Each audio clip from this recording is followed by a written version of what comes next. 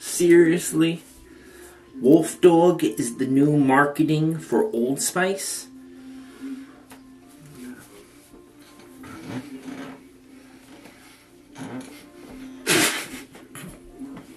Seriously? Wolfdog is the new marketing for Old Spice? As Miley Cyrus would say, that's pretty cool.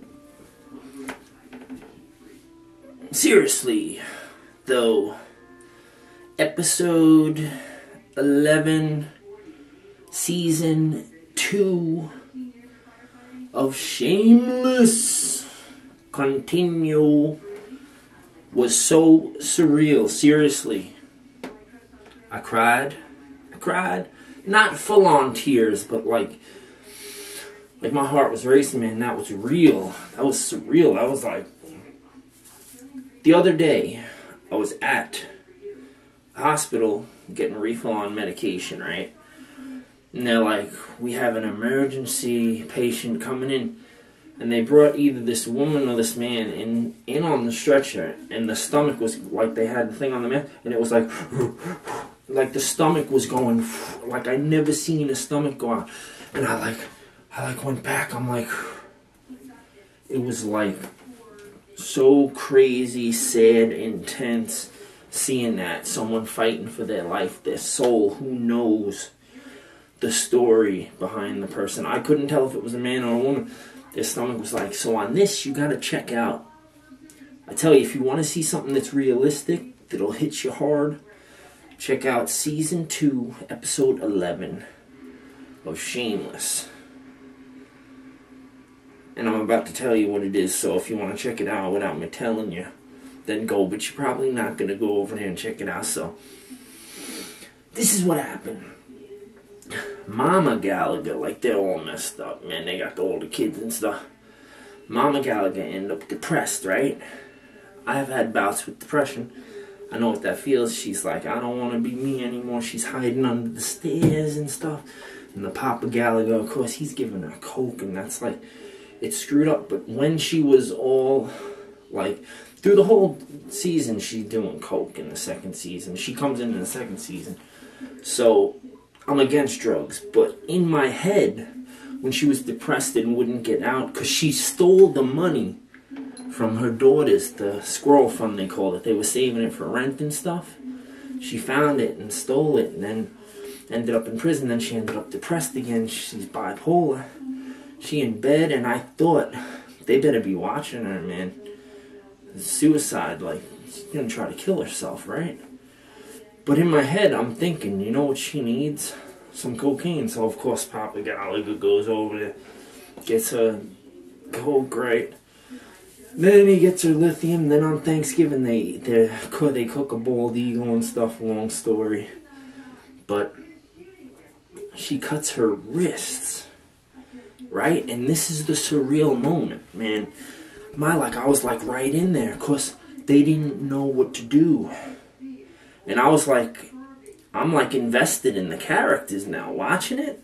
Like, I really care about this character. I thought they were gonna say she died at the hospital. I'm like, no. I'm like praying. I'm like, no, please.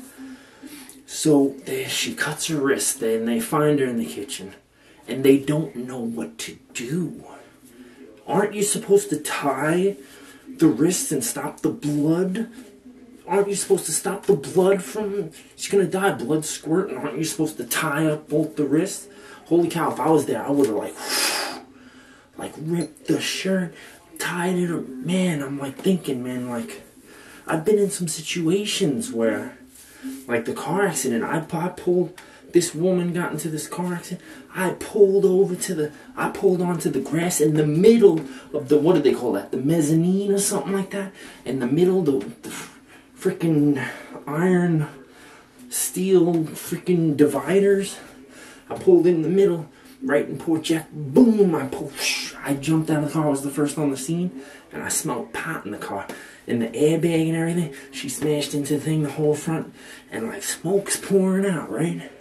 And then it's like I smell the pot, smoke's pouring. I think the car's gonna explode. So I get a seatbelt off. I carry her out. And then now a few people are there, and there was a Marine guy there. This is where it gets screwed up, okay? The Marine guy, I'm like, I have her on the ground away from the car, thinking the Marine guy's telling me that I did everything wrong. I'm like, that I could have heard her by taking her. I thought the car was gonna explode, man. There was so much smoke pouring out of the thing, man. I smoked the pot and everything. And then, like, I laid her down wrong. I forgot what he said I should do. I was trying to lay her down, and you're not supposed to move their bones and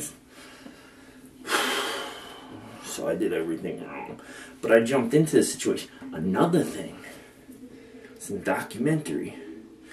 There was these two twin girls. They were 4 years old when I was working at Stop and Shop a long time ago.